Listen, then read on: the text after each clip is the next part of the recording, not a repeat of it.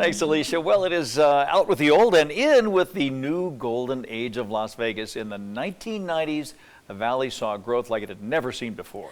And stories that are still talked about to this day. And as we celebrate 65 years, we take a look at how KTNV brought you inside Las Vegas.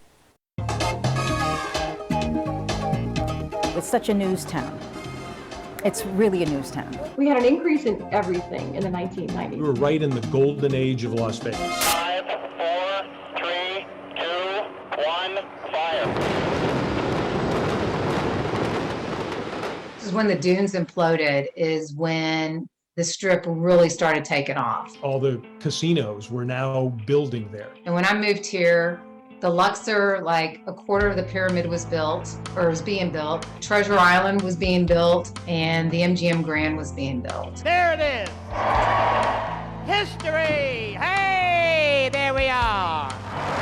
And so those three hotels, those were like going to be, you know, the big things happening on the Strip. Everywhere I turned, there was building construction everywhere I looked. And I drove down the Strip and it was, you know, there were cranes and energy and lots of people.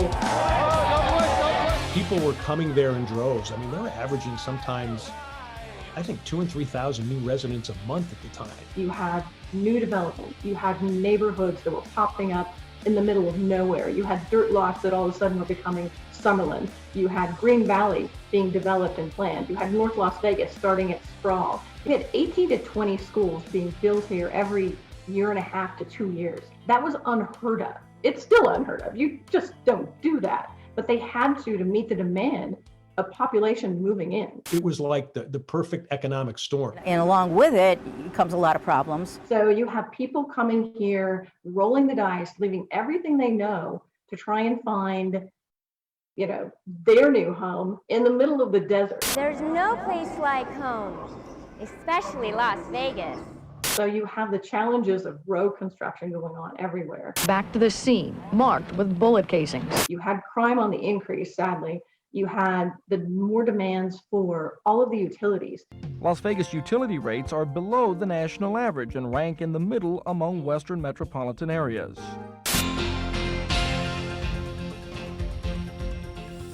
It was a challenging time to be covering the news here because there was so much going on. I worked at KTNV from May of 1990 until August of 1996. I was the evening news anchor, and then also I was the managing editor of the newsroom. Good evening, I'm Ken Hamilton. And I'm Kim Sherwood. I started as the weekend anchor and weeknight reporter, and then producer as well of the show. And we'll, of course, have results of the meeting tonight on News 13 at 11 o'clock. And on the weekends, we had no assignment desk, and so I sat on the desk, too. And I ran my own teleprompter. It was a different day. It was a different day in TV news. You know, we brought in a lot of great talent. I mean, they brought in Kathy Ray. Kathy Ray worked against me, I should say, in Providence, Rhode Island. Then my agent calls and he says, I have an interested station in Las Vegas, Nevada. And I said, I'm not interested in Las Vegas. Why? And they said, no. They said they really are interested in you. And do you remember John Daly? Good evening, everyone. I'm John Daly. And I'm Allison McCarthy. Now, John had worked with me in Providence at the opposing station. But we knew each other. And so they said, you know, John is the co-anchor out there. And everything's growing, and you should think about it. So we figured, well, you know what? We've never been out to Vegas. I've never been west of Milwaukee. Let's go. They're gonna put us up at Caesar's Palace. Okay, good evening, everyone. I'm John Daly. And I'm Kathy Ray. Brought in great people, like a woman by the name of Deborah Clayton. I started as the 11 p.m. producer and wrapped up as the assignment editor. So we were jammed into that newsroom. We were in a little sardine can, and it was an old building. And it didn't matter because we were all young, we were vibrant, we were energetic.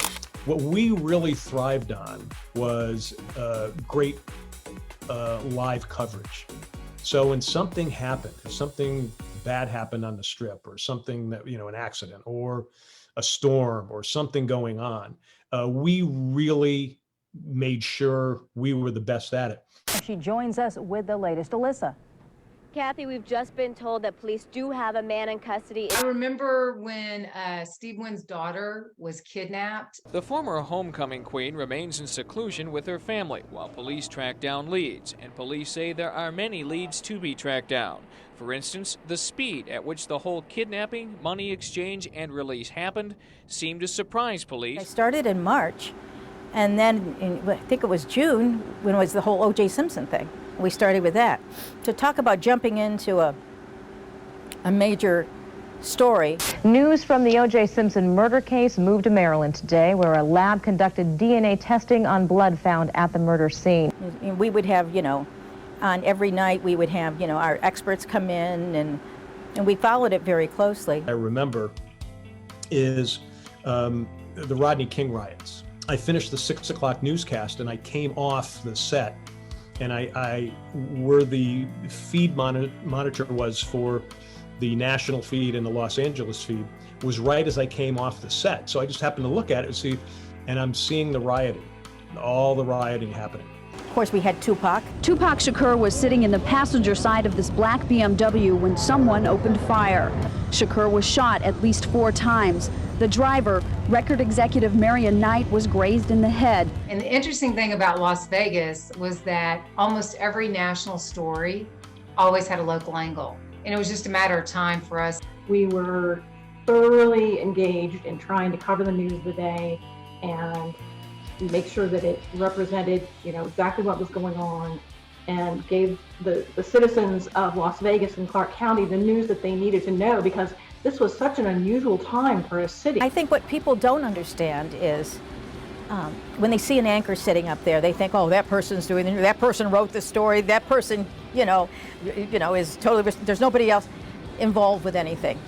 Well, we know that we're such a small part of a huge family behind the scenes, and we're just a tiny cog, but many talented people are working together.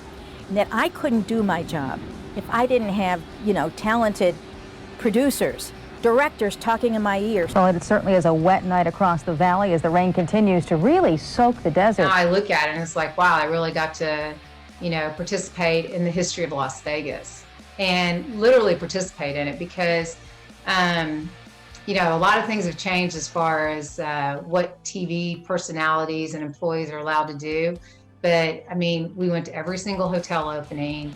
We went to every restaurant opening. We went to everything to experience it for the first time, which was an absolute blast.